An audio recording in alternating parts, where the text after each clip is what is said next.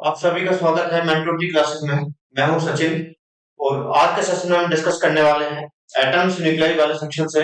Atoms में और atoms के लास्ट सेशन में हमने डिस्कस किया था थॉमसन एटॉमिक मॉडल, उसके drawbacks, Rutherford atomic model, alpha scattering experiment और उसके ड्रॉबैक्स। लास्ट सेशन में रदरफोर्ड एटॉमिक मॉडल क्यों फेल हो जाता है, क्या उसके ड्रॉबैक्स रहे, क्या क्यों वो फेल हुआ।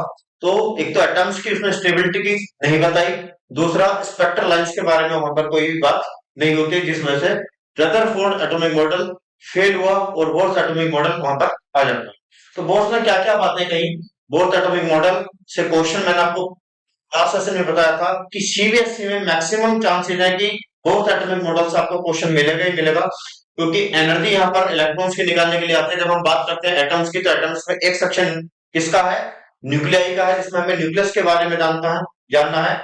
और एटम्स में हमें इलेक्ट्रॉन्स, इलेक्ट्रॉन्स के मोशन, इलेक्ट्रॉन्स की एनर्जी, इलेक्ट्रॉन्स की रेडियस, इलेक्ट्रॉन की वेलोसिटी, ठीक है, और उसके excited state, lower energy state से एक्साइटेड स्टेट में उसका जाना, excitation potential, ionization energy, excitation energy.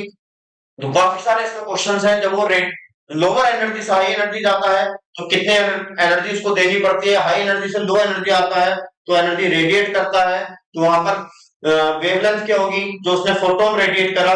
काफी सारे क्वेश्चंस यहाँ पर बन जाते हैं जो कि सीबीएसई में हमसे पूछे जाते हैं। ठीक है, तो आज का सेशन चलिए स्टार्ट करते हैं और बात करते हैं बोर्स एटॉमिक मॉडल। जैसे कि मैं बता चुका हूँ, Bohr's atomic model most most most important है, क्वेश्चन आता ही आता है इससे हर साल। देन स्टार्ट करते हैं। तो बोर्स एटॉमिक मॉडल के सबसे पहले बात करेंगे पोस्टुलेट्स की। और Bohr's atomic model practical like small atoms के लिए ही बच्चों ये वैलिड है।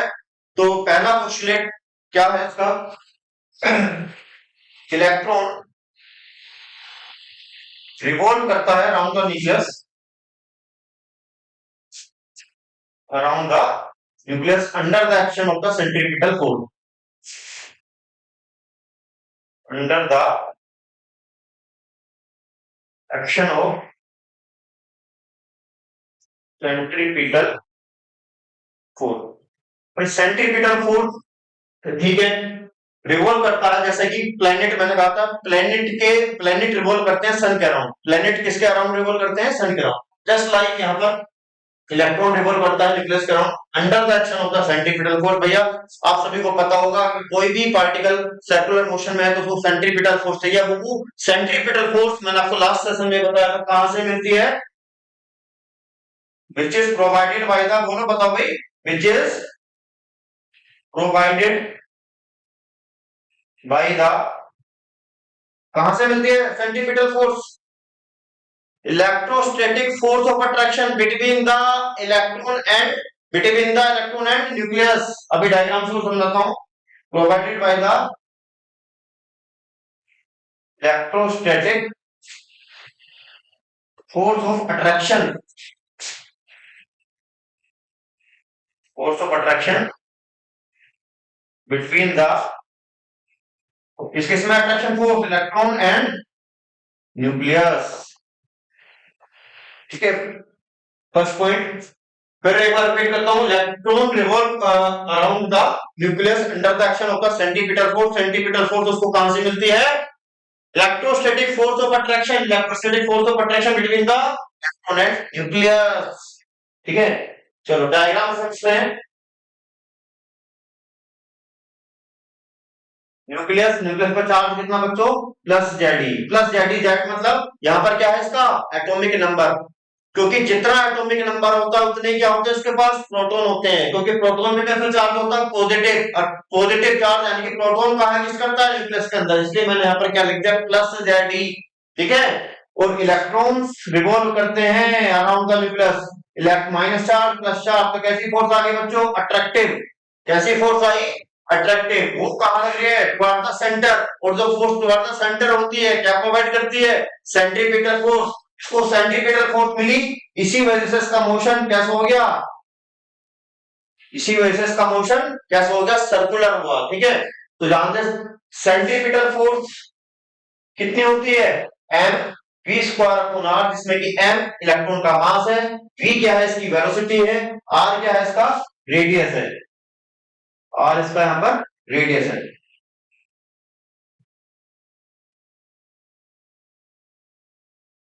ठीक है, r इसका यहां पर हो जाता है रेडियस। और इलेक्ट्रोस्टैटिक फोर्स की बात करें, K Q1 Q2 upon R square. के आप जानते होंगे कितना होता है, 1 अपॉन 4 पाई एप्सिलॉन नॉट। और Q1 यहाँ पर चार्ज, Q1 चार्ज यहाँ पर न्यूक्लियस पर है, कितना प्लस जेड। Q2 चार्ज यहाँ पर इस पर हो गया इलेक्ट्रॉन पर, जो कि कितना है E। तो Q1 इक्वल टू कितना जेड और Q2 इक्वल टू कितना E। तो F इक्वल टू हमारे पास हो जाता है इलेक्ट्रोस्टैटिक फोर्स के Z E into E upon R square, that is second equation. और electrostatic force, electrostatic centripetal force हमें कहां से मिलती है, इलेक्ट्रोस्टैटिक फोर्स से। दैट मींस 1 और 2 को हम यहां पर रख देते हैं इक्वल, तो यहां से mv square upon r equal to आ जाता है हमारे पास k z e square upon r square. तो पहली बात तो बोस ने ये बोली कि भैया इलेक्ट्रॉन न्यूक्लियस के अराउंड घूमता है under the action of the centripetal force. और वो सेंट्रीपिटल फोर्स हमें कहां से मिली, सेंट्रीपिटल फोर्स हमें कहां से मिलती है, electrostatic force of attraction. Electrostatic force of attraction, positive charge किस पर, न्यूक्लियस पर, और नेगेटिव चार्ज किस पर, इलेक्ट्रॉन पर। तो अट्रैक्टिव फोर्स लग रही है टुवर्ड द, कहां लग रही है, सेंटर। और जेड यहां पर ध्यान रहे, जेड यहां पर क्या है, एटॉमिक नंबर। एटॉमिक नंबर, जितना एटॉमिक नंबर होता है उतने ही क्या होते हैं उसके अंदर प्रोटॉन, यानी कि उतने इसके अंदर क्या होंगे, पॉजिटिव चार्ज। तो नंबर ऑफ प्रोटॉन भी एटॉमिक नंबर के क्या होते हैं। तो पहला पॉइंट आपको बोर्ड एटॉमिक मॉडल का इस्तेमाल होगा। सेकंड, जिसे बोलते हैं इसकी क्वांटम कंडीशन, और ये काफी पॉपुलर भी है, क्वांटम कंडीशन। क्वांटम कंडीशन, ठीक है। तो क्वांटम कंडीशन में क्या बोला गया कि इलेक्ट्रॉन उन्हीं ऑर्बिट में रिवॉल्व करेगा, उन्हीं ऑर्बिट में इलेक्ट्रॉन रिवॉल्व करेगा, परमिशन ऑर्बिट में रिवॉल्व करेगा जहां उसका एंगुलर मोमेंटम इंटीग्रल मल्टीपल होता है h अपॉन 2 पाई के। दैट मींस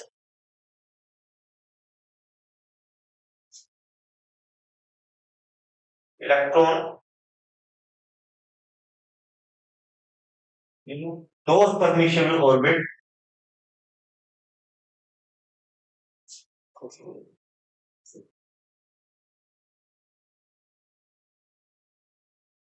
in which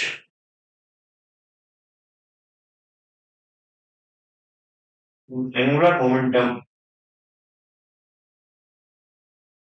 कितना होगा, एंगुलर मोमेंटम इंटीग्रल मल्टीपल किसके, h अपॉन 2 पाई के। ठीक है, h यहां पर जानते हैं क्या होगा बच्चों, h यहां पर है प्लांक्स कांस्टेंट, h है यहां पर प्लांक्स कांस्टेंट। और m यहां पर है बच्चों principal quantum number, principal quantum number. और n की वैल्यू यहां पर 1 2 3 ऐसे ही आगे चलते हैं। तो n यहां पर प्रिंसिपल क्वांटम नंबर है। और एक quantum condition, Bose quantum condition काफी ज्यादा पॉपुलर भी है।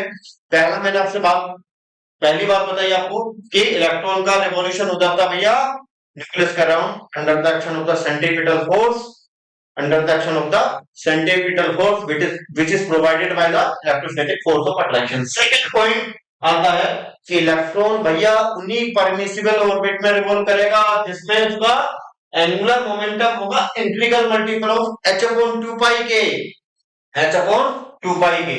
और बच्चों एंगुलर मोमेंटम हो जाता है nh अपॉन कितना 2 पाई। और साथ ही साथ आपने एंगुलर मोमेंटम पढ़ा होगा कितना बच्चों, r इंटू पी।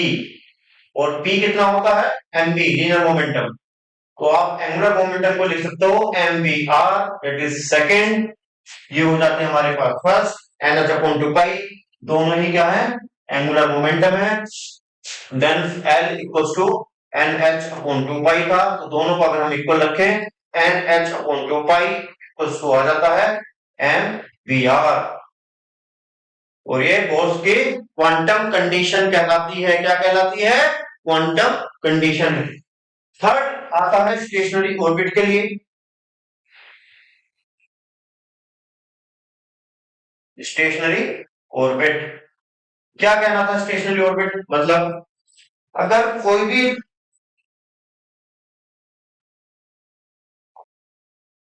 अगर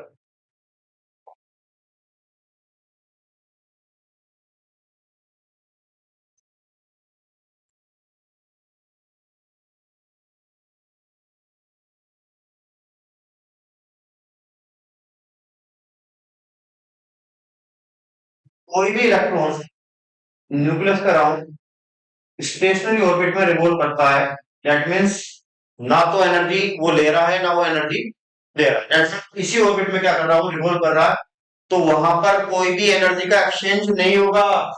ठीक है, तो exchange of energy in stationery orbit, अगर कोई भी इलेक्ट्रॉन स्टेशनरी ऑर्बिट में रिवॉल्व करता है, दैट मींस उसका कोई भी एनर्जी का एक्सचेंज नहीं होगा। दैट मींस सीधा सीधा कहना है आप, ना ना तो वो लोअर एनर्जी से हाई एनर्जी में जा रहा है, ना वो हाई एनर्जी से लो एनर्जी में आ रहा है। दैट मींस ऑर्बिट कोई भी होंगे, तो ना तो वो लो से हाई में जाना, ना वो हाई से लो में आना, दैट मींस वहां पर कोई भी एनर्जी का एक्सचेंज नहीं होगा, हाई से लो जाए या लो से हाई, या हाई से लो में आता है, तो दैट मींस अगर वो स्टेशनरी ऑर्बिट में है तो वहां पर कोई भी एनर्जी का एक्सचेंज नहीं होने वाला है। ठीक है, फोर्थ, फोर्थ ये भी काफी इंपॉर्टेंट है। जब कोई इलेक्ट्रॉन, ध्यान से समझना, ये इनिशियल एनर्जी लेवल है ई आई, एक फाइनल एनर्जी लेवल। मान लिया कोई इलेक्ट्रॉन एनर्जी लेकर, अगर हायर एनर्जी, अगर कोई इलेक्ट्रॉन लोअर एनर्जी से हाई एनर्जी लेवल में जाता है, तो उसको क्या चाहिए? एनर्जी चाहिए। तो उसको क्या चाहिए कि वहां पर एनर्जी चाहिएगी, और अगर वो एनर्जी इन टर्म्स ऑफ क्या लेता है? फोटोन। फोटोन की एनर्जी आप जानते हो कितनी होती है? Equals to H nu. That means सीधा सीधा कहना है, अगर कोई भी इलेक्ट्रॉन लोअर एनर्जी से हाई एनर्जी में गया, लोअर एनर्जी से कहा गया, हाई एनर्जी में जाता है, तो उसको क्या चाहिए? एनर्जी चाहिएगी। दूसरा साथ ही साथ ये भी है कि अगर कोई इलेक्ट्रॉन इनिशियल यहां पर इलेक्ट्रॉन फाइनल ईयर तो था, हाई एनर्जी लेवल से लोअर एनर्जी लेवल में आता है, हाई एनर्जी लेवल से कहां आता है? लोअर एनर्जी लेवल में आता है, तो वो क्या करेगा? एमिट करेगा। क्या एमिट करेगा? एमिट करेगा। इसकी एनर्जी कितनी होगी? H new. कितनी होगी? H nu. That means high से लो से हाई एनर्जी लेवल में आ जाए, या हाई से लो एनर्जी लेवल में आएगा, तो वहां पर वो या तो फोटोन क्या करेगा? एब्जॉर्ब करेगा, या फिर क्या करेगा? एमिट करेगा। ठीक है, ये कंडीशन किसके लिए आती है? जब वो उसकी ऑर्बिट स्टेशनरी नहीं है, तो वहां पर वो फ्रीक्वेंसी या फिर वेवलेंथ का क्या होगा? वहां पर जो भी फोटोन होगा सर्टेन वेवलेंथ, सर्टेन फ्रीक्वेंसी से क्या करेगा? या तो एब्जॉर्ब करेगा, या फिर क्या करेगा? एमिट। तो यहाँ पर क्या हो रहा है? क्या कर रहा है? एब्जॉर्ब कर रहा है, और यहाँ पर क्या कर रहा है? फोटोन एमिट करेगा। ठीक है, fifth, electron move through discrete energy level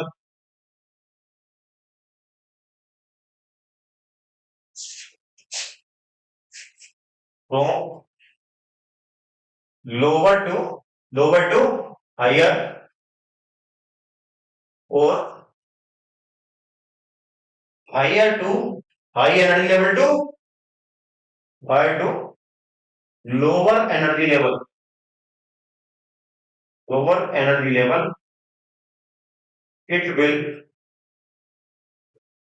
absorb or radiate the photon with certain frequency, किसी सर्टेन फ्रीक्वेंसी का फोटोन को एब्जॉर्ब करेगा या फिर क्या करेगा, एमिट करेगा।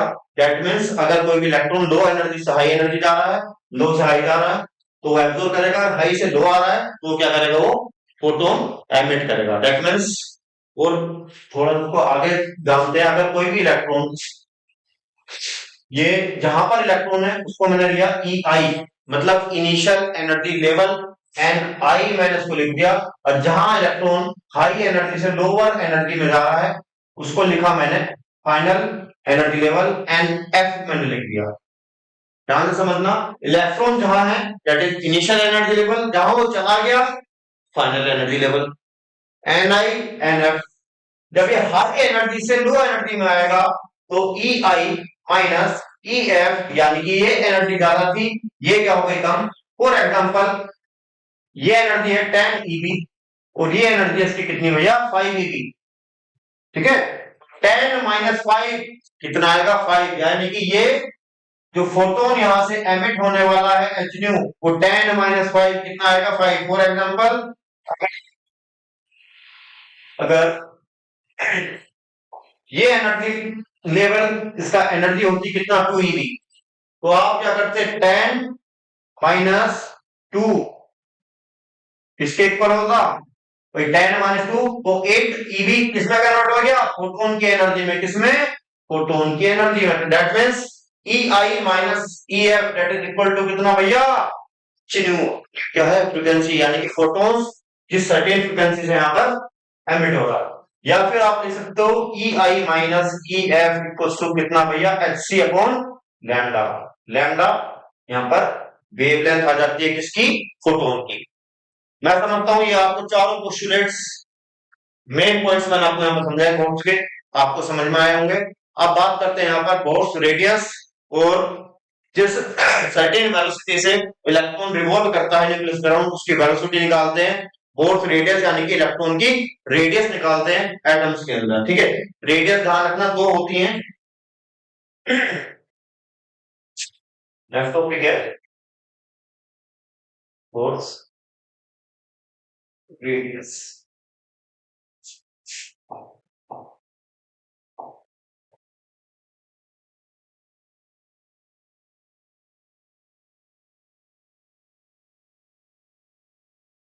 What's radius?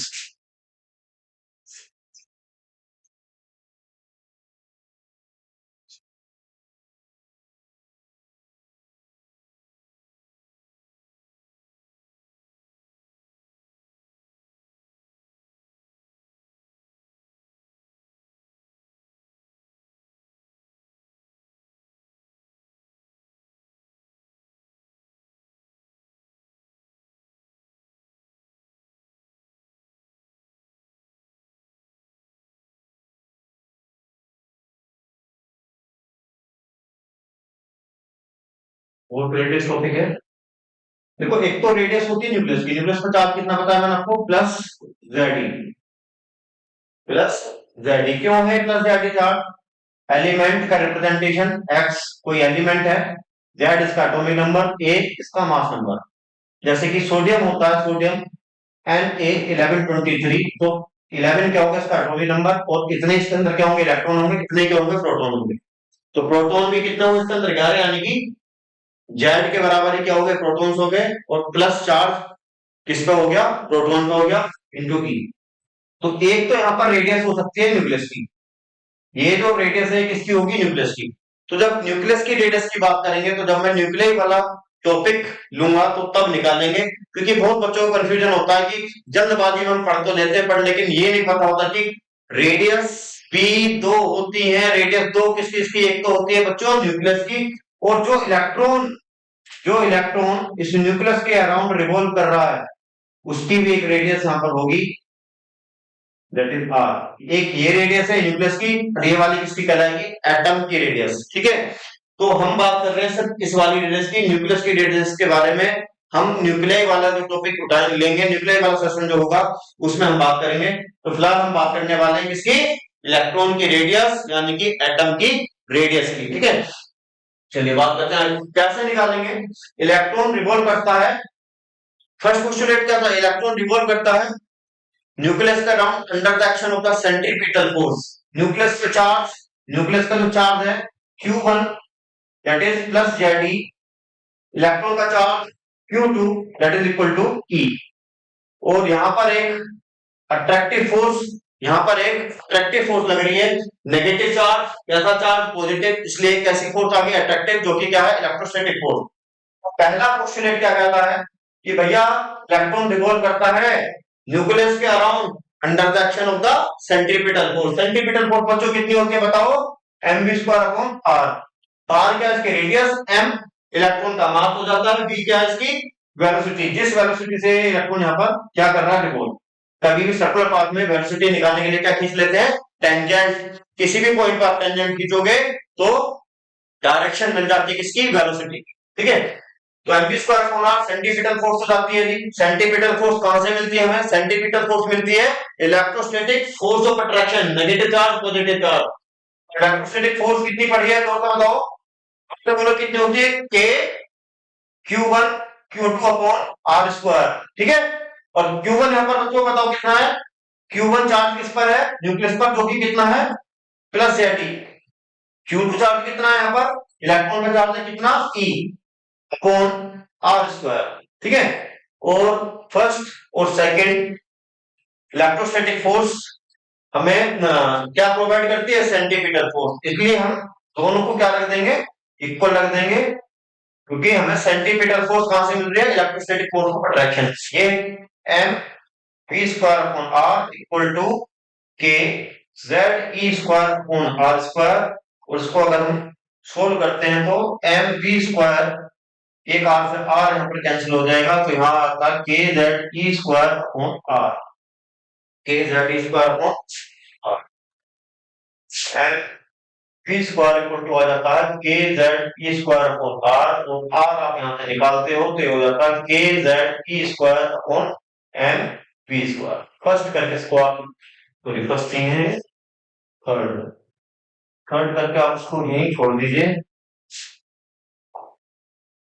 ठीक है, बात करते हैं सेकंड कंडीशन, क्वांटम कंडीशन। क्या थी बोस की क्वांटम कंडीशन भैया, बोस ने कहा भाई इलेक्ट्रॉन उन्हीं ऑर्बिट में रिवॉल्व करेगा जहां उसका एंगुलर मोमेंटम इंटीग्रल मल्टीपल किसके होगा, जोर से बोलो, किसके मल्टीपल होगा, h/2π के। तो यानी कि बोस की second quantization condition, quantization condition second का मतलब ये कि पोस्टुलेट जो मैंने आपको सेकंड पॉइंट बताया था मैं उसकी बात कर रहा हूं। सेकंड क्या चीज की क्वांटाइजेशन कंडीशन थी, जिसमें कि आपको बताएगा कि भैया एंगुलर मोमेंटम कितना होगा mvr, और बाई बोस कितना होगा, इंटीजर मल्टीपल होता है, इंटीग्रल मल्टीपल होता है किसके, h/2π के। तो यहां से हमारे पास आ जाता है बच्चों mvr इक्वल टू, दोनों को इक्वल रखेंगे, ये a ले लिया, ये b ले लिया, a और b को आप इक्वल रख देते हो, तो mvr इक्वल टू nh/π। तो यहां से अगर हम r निकालते हैं तो ये आ जाता है nh/2π इंटू mv। ये हो जाता है फोर्थ। और थर्ड और फोर्थ दोनों से हमने r की वैल्यू फाइंड आउट कर ली, दोनों को इक्वल रखते हैं। दोनों को जब हम इक्वल रखेंगे kZe², यानी कि हमने क्या करा, थर्ड और फोर्थ को इक्वल रख दिया, kZe² upon mv² equal to nh upon 2π mv।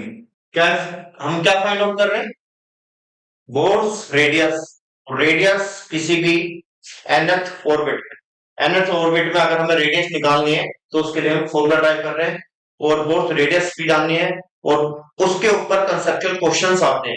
ठीक है, और ध्यान रहे न्यूक्लियस की रेडियस की बात नहीं चल रही यहाँ पर, किसकी बात चल रही है, एटम की रेडियस यानी कि इलेक्ट्रॉन की रेडियस। और ये इलेक्ट्रॉन की रेडियस भैया ऑर्बिट के अकॉर्डिंग, जैसे वो एनर्जी लेकर हाई एनर्जी लेवल में जाएगा या हाई से लो में आएगा, तो ये क्या होती है, चेंज होती है। ये डिपेंड करती है एंड पर, यानी कि प्रिंसिपल क्वांटम नंबर अभी निकालते हैं और अच्छे से समझ में आएगा।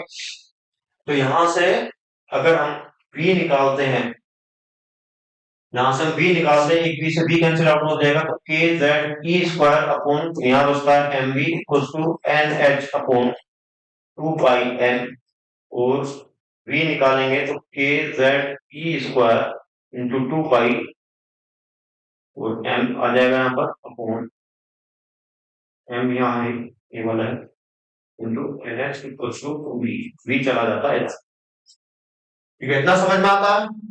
के जेड स्क्वायर 2 पाई एम, और एम ये एज इट इज, v इधर चला गया, एन एच इधर आ गया। ठीक है, ये m से m यहां पर कैंसिल आउट हो गया, देन 2 पाई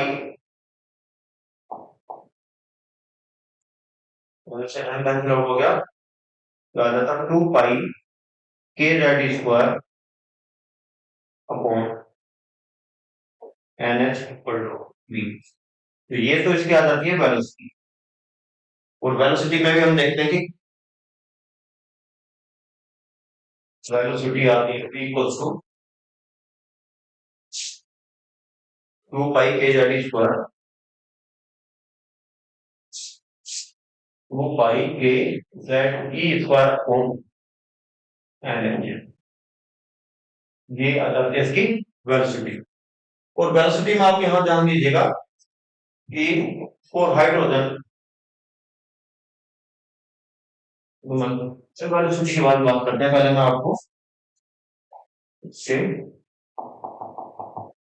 ग्रेडियंट निकलवा देता हूं। ठीक है, तो वेलोसिटी की वैल्यू आ जाती है, इस वेलोसिटी की वैल्यू को हम रख देते हैं फोर्थ वाले में। ये फोर्थ इक्वेशन जो देख रही है, इस वेलोसिटी की वैल्यू को हम इंसर्ट कर देते हैं यहाँ फोर्थ वाले में। यहाँ पर क्या आ रहा है, v आ रहा है। ठीक है, यहाँ पर क्या आ रहा है, कि v आ रहा है, इस यहाँ पर पुट करते हैं N H upon 2 pi M जी।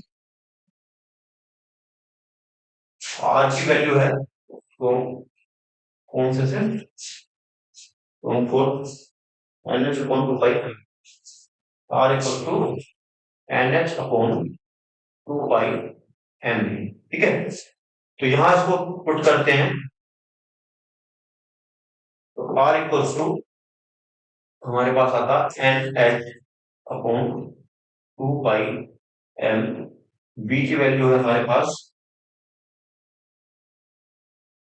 2 pi K Z E square upon N. ठीक है, यहां से अगर इसे सोल्व करते हैं तो आर इक्वल्स टू, ऊपर चला जाएगा, एन स्क्वायर एक्स स्क्वायर हो जाएगा, एन स्क्वायर एक्स स्क्वायर,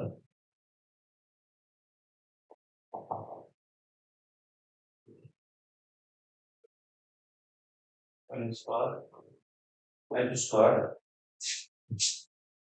ये हो जाएगा 4 pi square, 4 pi square, 4 pi square K square, 4 pi square K Z, 4 pi K Z E square N, E square N square X square upon 4 pi K Z square N, ये आ जाता है।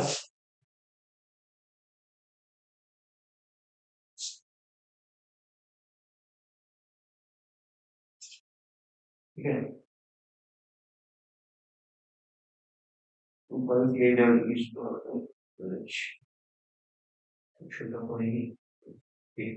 तो ये radius हमारे पास आती है निकल के। इसमें आप ध्यान दीजिएगा कि एच भी कांस्टेंट है, एच क्या है, प्लैंक्स कांस्टेंट हो गया। ठीक है बच्चों, और कांस्टेंट होता है 4 पाई स्क्वायर कांस्टेंट, के की वैल्यू होती है 9 इंटू 10 की पावर 9। ठीक है, जेड अगर हम बात करें हाइड्रोजन के लिए, जेड भी कांस्टेंट होगा, ई की वैल्यू 9.1 इंटू 10 की पावर माइनस कितना 31 किलोग्राम, सॉरी, तो हमारा क्या है 4 है, ये हमारे पास है 4। ई की वैल्यू होती है 1.6 10 की पावर माइनस 19 कूलम। मास इलेक्ट्रॉन का 9.1 10 की पावर माइनस 31। तो आप देखिए इसमें सारा जो है कांस्टेंट है, आर जो है यहाँ पर डायरेक्टली प्रोपोर्शनल हो गया एन स्क्वायर अपॉन नीचे क्या बचा जेड। यानी कि आपके पास जो क्वेश्चन मिलने वाला है, आपके पास जो क्वेश्चन मिलने वाला है वो एन स्क्वायर अपॉन जेड, यानी कि रेडियस जो आपको एटम की निकालनी है, यानी कि हमने जो बात की थी रेडियस की, ये जो आप रेडियस निकालोगे ये इलेक्ट्रॉन की रेडियस या एटम की रेडियस, वो किन किन फैक्टर पे डिपेंड करती है, एक तो प्रिंसिपल क्वांटम नंबर और जेड यानी कि एटॉमिक। अगर हम बात करते हैं फॉर हाइड्रोजन, सिर्फ किसकी, और हाइड्रोजन, क्योंकि भैया फोर्थ एटॉमिक मॉडल किसके लिए था, four atom like hydrogen, small atoms like hydrogen. तो हाइड्रोजन के लिए बच्चों बताओ जेड की वैल्यू कितना होता है, कितना होता है एटॉमिक नंबर 1। तो यानी कि आर डायरेक्टली प्रोपोर्शनल आएगा हाइड्रोजन के लिए किसमें, एन स्क्वायर के, किसके, एन स्क्वायर के। तो यानी कि अगर सेकंड ऑर्बिट है, सेकंड से फोर्थ में चला जाता है, रेशो निकालना है, आप फटाफट पकड़ के इसका रेशो निकाल सकते हैं। सेकंड में यानी कि 2 की पावर 2 कितना आ गया 4, फोर्थ में चला जाता है, 4 का स्क्वायर करोगे कितना 16। तो आप इसका डायरेक्टली रेशो फाइंड आउट करके सिंपल सा एमसीक्यू आता है तो आप कर दोगे, क्या कर दोगे, यहां से क्वेश्चन हो जाने वाला है। बट लेकिन हमें बात करनी थी बोर्ड रेडियस की, तो मैंने यहाँ कंसेप्चुअल क्वेश्चन यहाँ से आ गया, एक कंसेप्चुअल क्वेश्चन यहाँ से बन सकता है, क्योंकि अगर हाइड्रोजन ना हो तो उसने दे हीलियम है दी, तो हीलियम का एटॉमिक नंबर डाल दो यहाँ पर, और एन की वैल्यू सेकंड 2 में है, 3 में है, 4 में, जो भी आपका क्वेश्चन में गिवन है वो आप रखोगे, यहाँ से क्वेश्चन आपका एमसीक्यू कंसेप्चुअल जो भी है यहाँ से आपका शोर हो जाएगा। ठीक है, तो हमें वो रेडियस निकालनी थी, ये फॉर्मूला आप जरूर याद कर लें क्योंकि इसकी जरूरत पड़ेगी आगे भी। आर की वैल्यू हमारे पास आई थी N square H square upon 4 pi square K Z E square N. एक बार चेक कर लेते हैं इसको, 4 pi square K Z square N, 4 pi square K Z E square N. ठीक है, तो बोथ रेडियस के लिए जब हम बात करते हैं,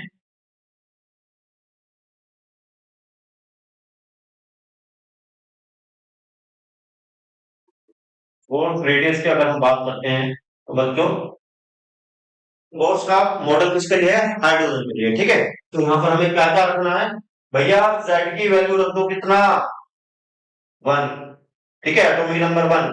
पाई की वैल्यू आप जानते ही हो, के कितना 9 इंटू 10 की पावर 9, पाई की वैल्यू कितनी होती है भैया 3.14, और जेड की वैल्यू 1 हो जाती है, चार्ज इलेक्ट्रॉन का कितना 1.6, 10 की पावर कितना -19, मास इलेक्ट्रॉन का 9.1, 10 की पावर माइनस के 31 किलोग्राम। ठीक है, और एच की वैल्यू जानते हो 6.6, 10 की पावर कितना -34। जब आप ये सारी वैल्यू यहाँ पर रखते हो तो यहाँ पर, और एन, एन की वैल्यू कितनी होगी भैया, हाइड्रोजन क्या होता है 1H1, क्या होता है हाइड्रोजन 1H1। कितने प्रोटॉन, एक, कितना इलेक्ट्रॉन एक, कितने प्रोटॉन यहाँ पर एक। ठीक है, कितने प्रोटॉन होंगे, हाइड्रोजन की बात करें तो कितने प्रोटॉन बच्चों, एक प्रोटॉन, और एक ही क्या है इसके अंदर इलेक्ट्रॉन। तो यानी कि नॉर्मली एन की वैल्यू अगर हम 1 लेते हैं, एन की वैल्यू अगर हम 1 लेते हैं तो यहाँ पर एन की वैल्यू अगर 1 लेते हैं तो आर की वैल्यू, ये सारी वैल्यू अगर आप रखते हो, आर की वैल्यू आ जाती है 0.53 इंटू 10 की पावर -10 मीटर, या फिर आर इक्वल टू 0.53 एंगस्ट्रॉम। ठीक है, 0.53 एंगस्ट्रॉम, जिसको बोला जाता है क्या, बोर्स रेडियस, यानी कि हाइड्रोजन का फर्स्ट एनर्जी लेवल में जो रेडियस उसका होता है इलेक्ट्रॉन का, दैट इज 0.53 एंगस्ट्रॉम। ठीक है, चलो अभी याद आता है, उसके बाद वेलोसिटी हमने निकाली थी, मैंने कहा था कि फोर्स रेडियस हम निकाल लें, वेलोसिटी की हम बात करते हैं आगे, वेलोसिटी हम निकालते हैं। वेलोसिटी हमने फाइंड आउट की थी कितनी, 2 pi K Z square upon NH, 2 pi K Z square upon NH, velocity of electron in nth orbit.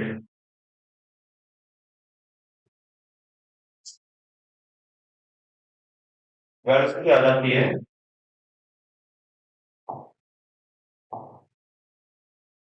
2πkz²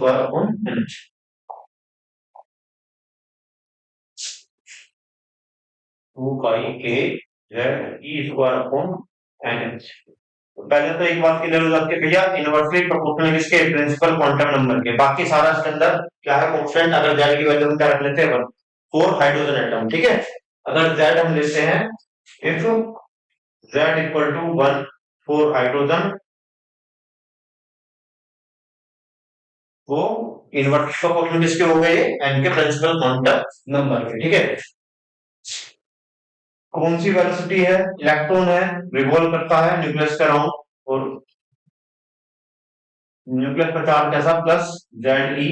तो इलेक्ट्रॉन यहाँ पर रिवॉल्व कर रहा है, इसकी जो वेलोसिटी हम निकालते हैं, ये वी वेलोसिटी, जो इसकी first energy level, second orbit, third orbit, N की वैल्यू 1, एन की वैल्यू 2, एन की वैल्यू 3, फोर्थ, जहां भी हम निकालना चाहते हैं, यानी कि हम एन की वैल्यू यहाँ पर इंसर्ट करेंगे और हमें क्या मिल जाएगी, उसकी वेलोसिटी मिल जाएगी किसकी, हाइड्रोजन एटम की। जब आप जेड की वैल्यू कितने लेंगे, 1 लेंगे। सेम एज इट इज आप जेड की वैल्यू चेंज करते हो, हीलियम के लिए निकालते हो, तो हीलियम के लिए भी यहाँ पर जेड कितना ले लोगे, 2 ले लोगे, और एन की वैल्यू यहाँ पर फर्स्ट में है, सेकंड में, थर्ड में, जो भी आप यहाँ पर रखते हो, तो आपको वेलोसिटी उसी ऑर्बिट में आपको यहाँ पर मिल जाएगी, ठीक है। Then v equals to 2 pi K Z E square C H की बाई एन, ठीक है। मैंने क्या किया, यहाँ पर सी से यहाँ मल्टीप्लाई कर ली और सी से क्या कर दिया, डिवाइड कर दिया। तो यहाँ पर एक कांस्टेंट फैक्टर आ जाता है।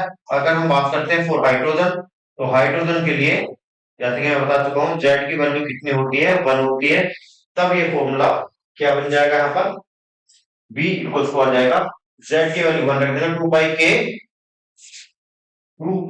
के E square upon C H C by N, C H C by N, इसी के साथ मल्टीप्लाई में वेलोसिटी हमारे पास आ जाती है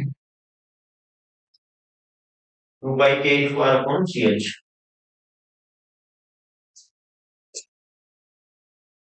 2 pi K E square upon C H dot T by N.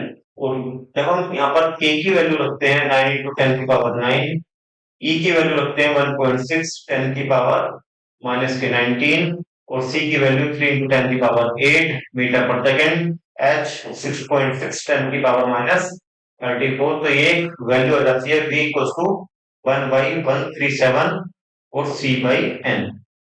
यहां से हम डायरेक्टली वेलोसिटी इलेक्ट्रॉन की, जैसे जैसे हम n की वैल्यू यहाँ पर इंसर्ट करते जाएंगे, फर्स्ट ऑर्बिट, सेकंड ऑर्बिट, वैसे ही ये हमें वेलोसिटी आपको इलेक्ट्रॉन की यहाँ पर मिलती जाएगी। ध्यान रखना किसकी वेलोसिटी निकालना है, जो इलेक्ट्रॉन न्यूक्लियस के अराउंड क्या कर रहा है, रिवॉल्व कर रहा है, ठीक है। जो इलेक्ट्रॉन हमारा न्यूक्लियस के अराउंड क्या कर रहा है बच्चों, रिवॉल्व कर रहा है, उस इलेक्ट्रॉन की हम वेलोसिटी यहाँ पर फाइंड आउट कर रहे हैं, ठीक है। इस इलेक्ट्रॉन की वेलोसिटी हम फाइंड आउट कर रहे हैं, जो कि डिपेंड कर रहे हैं किस पर, प्रिंसिपल क्वांटम नंबर यानी कि एन पर, इनवर्सली प्रोपोर्शनल है। यहां से भी आपको क्या मिल सकता है, कंसेप्चुअल क्वेश्चन। और ध्यान रहे सिर्फ एक ही फैक्टर है जिस पर रेडियस डिपेंड कर रही है, वो भी एन था। वहां रेडियस डायरेक्टली प्रोपोर्शनल थी किसके, रेडियस डायरेक्टली प्रोपोर्शनल थी किसके बच्चों, एन स्क्वायर के। किसके डायरेक्टली प्रोपोर्शनल है,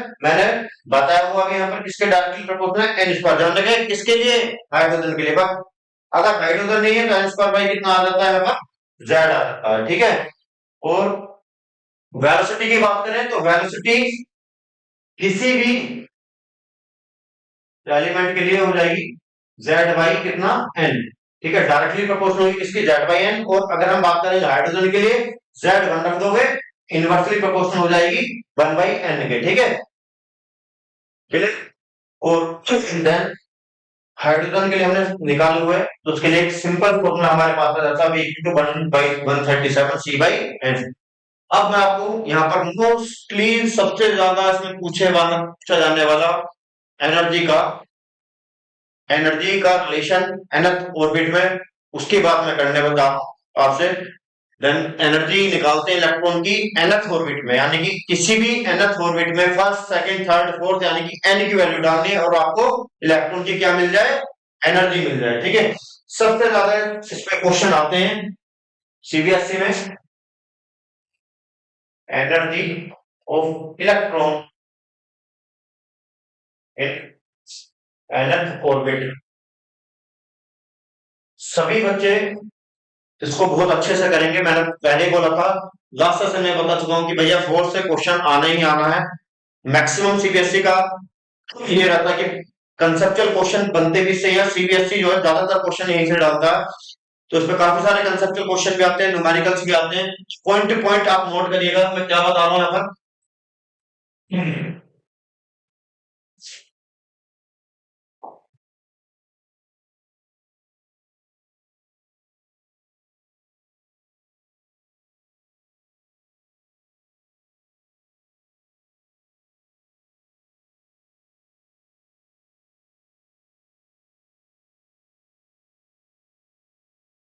न्यूक्लियस की बात करें तो न्यूक्लियस में चार्ज कितना बच्चों, प्लस जेडी।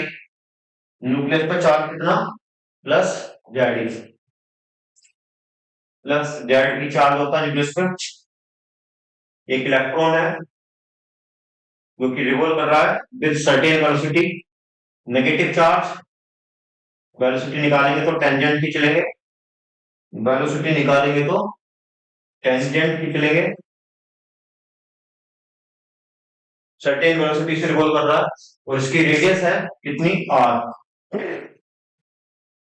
तो यहाँ पर इलेक्ट्रॉन रिवॉल्व करता है सर्कुलर पाथ में around the nucleus under the action of the centripetal force. बच्चों सेंट्रीपिटल फोर्स हमें कहां से मिलती है, electrostatic force of attraction. Energy इसके पास हमें जाननी है, हमें बात करनी है एनर्जी की। एनर्जी इसके पास कौन कौन सी होगी, वेलोसिटी किसी भी पार्टिकल के पास है तो उसके पास कौन सी एनर्जी हो जाती है, काइनेटिक। कौन सी एनर्जी हो जाती है, काइनेटिक। बोर्थ ने क्या कहा था भैया, अगर इलेक्ट्रॉन लोअर एनर्जी से हाई एनर्जी में जाता है तो एनर्जी वो फोटोन को क्या कर लेगा, एब्जॉर्ब कर लेगा। हाई एनर्जी से लो एनर्जी में आता तो फोटोन क्या करेगा, एमिट करेगा। दैट मींस पोजीशन क्या हो रही है बच्चों, चेंज हो रही है। दैट मींस यहाँ पर अगर मैं टोटल एनर्जी की बात करता हूं तो वो सम होगी काइनेटिक का प्लस प्लस पोटेंशियल एनर्जी का, प्लस पोटेंशियल एनर्जी का। दैट मींस अगर हम यहाँ पर बात कर रहे हैं टोटल एनर्जी की, मोशन की वजह से, वेलोसिटी की वजह से कौन सी एनर्जी आ गई, काइनेटिक। और पोजीशन जो उसकी चेंज होगी, फर्स्ट एनर्जी लेवल से सेकंड या सेकंड से फर्स्ट या सेकंड से फोर्थ या फोर्थ से थर्ड में आ गया तो यानी कि जब ये अपनी पोजीशन चेंज करेगा इलेक्ट्रॉन लोअर एनर्जी से हाई जाएगा, हाई से लो में आएगा तो पोजीशन चेंज होने की वजह से इसके पास कौन सी एनर्जी आ जाती है, पोटेंशियल। कौन सी आ जाती है, पोटेंशियल। तो काइनेटिक एनर्जी हमें निकालनी है, कहां से निकल, काइनेटिक एनर्जी कहां से निकालते हैं।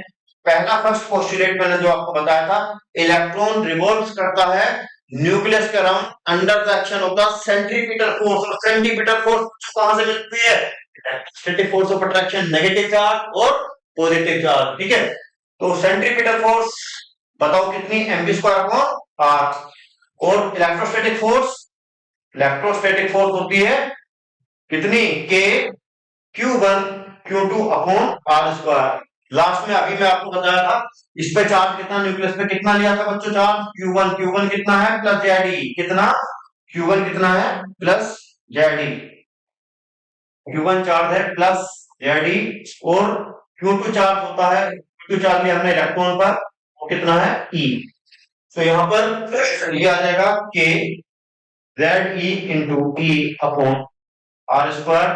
तो फोर्स आ जाती है F equal to K Z E square upon R square. हमें क्या निकालना है, काइनेटिक एनर्जी और टेंशन एनर्जी। इस मैंने बोल दिया ए इक्वेशन है। ठीक है, टोटल एनर्जी टीई मतलब टोटल एनर्जी और के ई मतलब kinetic energy plus potential energy, U मतलब पोटेंशियल एनर्जी। ठीक है, पोटेंशियल एनर्जी पोजीशन की वजह से, मोशन की वजह से काइनेटिक एनर्जी।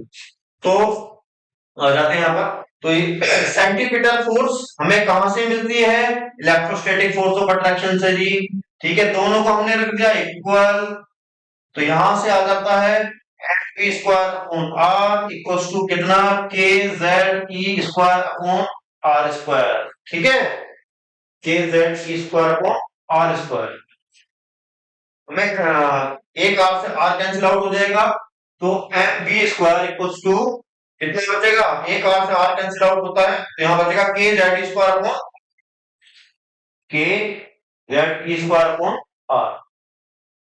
हमें क्या चाहिए, काइनेटिक एनर्जी। काइनेटिक एनर्जी का फॉर्मूला कितना होता है, 1/2 एम बी स्क्वायर। तो इसको 2 से दोनों तरफ डिवाइड कर लीजिए, और 2 से डिवाइड करते हैं तो M B square upon 2 equal to K Z E square upon 2r। तो ये क्या बन गई, यहाँ पर काइनेटिक एनर्जी आ गई, और काइनेटिक एनर्जी का फॉर्मूला यहाँ पे के Z E square upon 2r।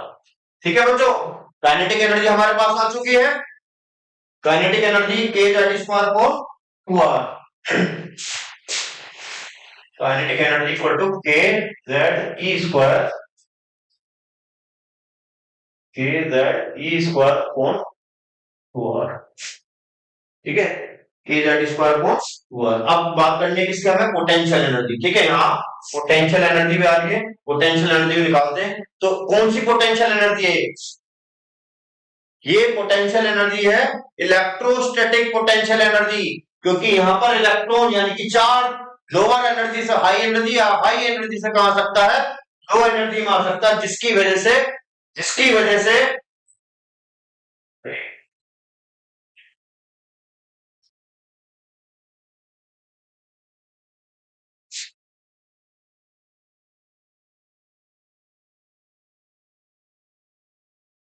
Centre में है न्यूक्लियस, न्यूक्लियस पर चार्ज कितना, प्लस एटी।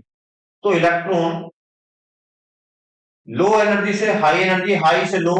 ठीक है, अगर मान लिया यहाँ हाई एनर्जी तो हाई से लो में भी आ सकता, और लो से कहा जा सकता, वो हाई में जा सकता। तो उसकी पोजीशन कंडीशन क्या करेगी, वैरी करेगी। पोजीशन की वजह से कौन सी एनर्जी होती है, पोटेंशियल। तो कौन सी एनर्जी होती है बच्चों, पोटेंशियल एनर्जी होती है। ये फर्स्ट हो गई, सेकंड हो गई, काइनेटिक को ले लेते हैं। ठीक है, हम निकाल लें पोटेंशियल और इलेक्ट्रोस्टैटिक पोटेंशियल एनर्जी का फॉर्मूला के Q1 Q2 अपॉन आर। और जैसे कि मैं आपको बता चुका हूं, Q1 हमारे पास Q1 Q1 क्या है, प्लस या डी, Q2 कितना है, E।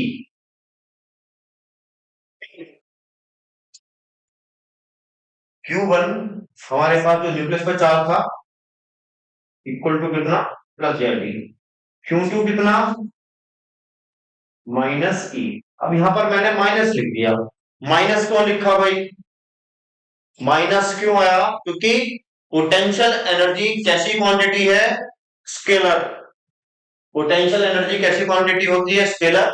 और कभी भी पोटेंशियल एनर्जी नेगेटिव आए, दैट मींस वहां पर ध्यान रखना फोर्स कैसी होती है, अट्रैक्टिव। कैसी फोर्स होती है, अट्रैक्टिव। जब हम ग्रेविटेशन में सैटेलाइट की एनर्जी निकालते हैं, तो उसकी सैटेलाइट की पोटेंशियल एनर्जी जो कि अर्थ के अराउंड क्या कर रहा है, रिवॉल्व कर रहा होता है, अर्थ के अराउंड रिवॉल्व करता है, तो सैटेलाइट की पोटेंशियल एनर्जी भी कैसी आती है, नेगेटिव आती है। क्यों आती है बच्चों नेगेटिव, क्योंकि क्योंकि फोर्स सैटेलाइट पर अर्थ की वजह से अट्रैक्टिव है। सेम वही कंसेप्ट यहां भी है बच्चों, जब भी पोटेंशियल एनर्जी नेगेटिव है, दैट मींस वहां पर अट्रैक्टिव फोर्स एग्जिस्ट करती है।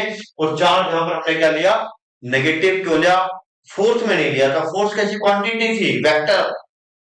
पोटेंशियल एनर्जी कैसी क्वांटिटी है, स्केलर। इसलिए यहां पर Q1 कितना, प्लस जेडी, और Q2 कितना, माइनस ई। ठीक है, ध्यान रखना क्या लिया मैंने यहाँ पर, minus E upon R. R क्या है, इसकी रेडियस, यू इक्वल टू आ जाता है minus K Z E square upon R. ठीक है, ये हो जाता है फोर्स। थोड़ा सा हमें ये जानना है, चलो आगे कंसेप्ट इसके आगे बताता हूं। तो टोटल एनर्जी ए में किसी थी, kinetic plus potential, kinetic plus potential equal to K E plus कितना था, यू था।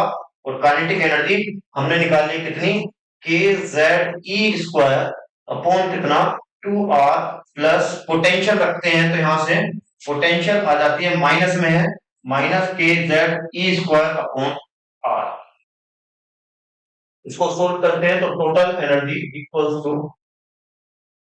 कितना आ जाएगा, K Z E square upon 2r minus K Z E square upon R. K Z E square upon R, यहां से common आ जाता बच्चों K Z E square upon R common आ गया, 1/2 माइनस 1, और ये आ जाता minus K Z E square upon 1/2 में माइनस जाएगा तो माइनस 1/2 बचेगा, ये 2r। टोटल एनर्जी हमारे पास आ जाती है, बट लेकिन अभी भी ये एनर्जी nth ऑर्बिट में नहीं है। हमने टोटल एनर्जी तो निकाल ली, बट लेकिन स्टिल ये एनर्जी nth ऑर्बिट में नहीं आई। देखो इसमें k कांस्टेंट, हाइड्रोजन की बात करें तो z हो जाएगा 1, e कांस्टेंट, बट लेकिन r तो कांस्टेंट नहीं है ना, r तो हम निकाल चुके हैं, ठीक है, r हम निकाल चुके हैं। उस r की वैल्यू जो हमने निकाली थी n की टर्म में, उसको यहां पर हम रखेंगे, ठीक है। पर लेकिन उससे पहले कुछ कंसेप्चुअल क्वेश्चन के लिए मैं आपको कुछ कंसेप्ट बताना चाहूंगा, क्योंकि उनके ऊपर क्वेश्चंस आते हैं। इस टोटल एनर्जी को देखो, काइनेटिक एनर्जी को देखो, तो टोटल एनर्जी ये कितना, minus K Z square upon 2r, ये के जेड स्क्वायर अपॉन कितना 2r, that means total energy minus kinetic energy होती है। यानी कि अगर मैं काइनेटिक एनर्जी का नेगेटिव ले लेता हूं, फिर को क्या मिल जाएगी, टोटल एनर्जी। यानी कि किसी भी क्वेश्चन में, कंसेप्चुअल में, न्यूमेरिकल में आपको टोटल एनर्जी दी जाती है, आपसे पूछी जाती है कि आप काइनेटिक एनर्जी निकाल दीजिए, तो आप काइनेटिक एनर्जी इस रिलेशन से निकाल सकते हैं। टोटल एनर्जी और पोटेंशियल एनर्जी में क्या रिलेशन है, तो इन दोनों में देखिए भैया, अगर मैं इसको 2 से डिवाइड कर दूं, ठीक है, अगर मैं इसको 2 से कर देता हूं डिवाइड, यहाँ पे 2 आ जाता है तो minus K Z square upon 2r, minus K Z square upon 2r, that means total energy half होती है पोटेंशियल की। टोटल एनर्जी हाफ होती है किसके, पोटेंशियल के, ठीक है। अगर मैं इसको 2 से डिवाइड करता हूं तो पोटेंशियल के क्या हो जाती है, टोटल एनर्जी इक्वल हो जाती है। तो भैया ये कंसेप्ट आप ध्यान रखें, आपको पोटेंशियल दी जाए तो टोटल निकाल सकते हो, पोटेंशियल दी जाए तो आप काइनेटिक निकाल सकते हो, काइनेटिक दी जाए तो आप टोटल निकाल सकते हो, काइनेटिक दी जाए तो आप पोटेंशियल भी निकाल सकते हो, ठीक है। दैट मींस कोई सी भी आपको एक एनर्जी गिवन है तो आप दूसरी एनर्जी को निकाल पाओगे। बट हमें ये जो फॉर्मूला हमने ट्राई किया, ये जो फॉर्मूला हमारे पास आया, ये अभी भी nth ऑर्बिटल की टर्म में नहीं है, तो r की वैल्यू इसमें रखते हैं और इसको n की टर्म में निकालते हैं। तो टोटल एनर्जी हमारे पास आई थी कितनी, minus K Z square upon 4, minus K Z E square upon 2r, और r में निकाला हुआ है n square h square upon 4 pi square K Z E square m। देख लेते हैं एक बार, 4 pi square K Z square, 4 pi square K Z square m, 4 pi square K Z square m।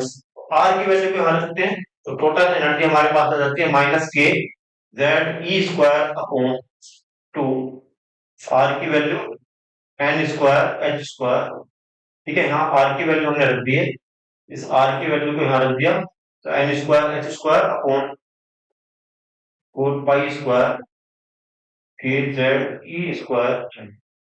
मैंने पहले भी बोला था कि भैया इस r की वैल्यू को जरूर याद कर लो, और वेलोसिटी वाला फॉर्मूला जो है ना n की टर्म में है, दोनों फॉर्मूले आप बच्चों सभी इसको याद करो, ठीक है। देन टोटल एनर्जी आपके पास आ जाती है माइनस के स्क्वायर हो जाएगा, 4 pi square K square Z square ई की पावर 4n, ठीक है, upon 2n square h square. ये हमारे पास टोटल एनर्जी आ जाती है। और इस टोटल एनर्जी में हम देखते हैं तो यहाँ पर 4 पाई कांस्टेंट, k कांस्टेंट, z की वैल्यू कांस्टेंट, e की power 4 constant, 2 constant, h constant. तो ये टोटल एनर्जी जो है इनवर्सली प्रोपोर्शनल किसके बच्चों, n स्क्वायर के, ठीक है, किसके है, n स्क्वायर। तो जहां में नेगेटिव एनर्जी आती है दैट मींस फोर्स अट्रैक्टिव है, पोटेंशियल एनर्जी नेगेटिव है, तो वहां पे फोर्स कैसी होती है, अट्रैक्टिव होती है। टोटल एनर्जी निकालते हैं फॉर हाइड्रोजन, हमें बात करनी है अगर हाइड्रोजन के लिए, तो हाइड्रोजन के लिए देखो जेड की वैल्यू रख देंगे यहाँ पर कितना, 1 रख देंगे, जेड की वैल्यू 1 रख देंगे, और के की वैल्यू कितनी, 9 इंटू 10 की पावर 9, और ई की वैल्यू 1.6 10 की पावर माइनस के 19 कूलम्ब, और मास इलेक्ट्रॉन का 9.1 10 की पावर -31 हो जाएगा और H इतना 6.6 10 की पावर -34। ठीक है, तो यहाँ पर जब से रखते हैं तो टोटल एनर्जी यानी कि E इक्वल्स टू वैल्यू को रखने के बाद -13.6 अपॉन n स्क्वायर और उसका कन्वर्जन कर देते हैं इलेक्ट्रॉन वोल्ट में, तो हमारे पास ये एक फॉर्मूला निकल के आ जाता है, यानी कि E equals to -13.6 upon n square. और ये किसमें है E में, और 1 E भी ध्यान रहे 1.6 10 की पावर -19 जूल।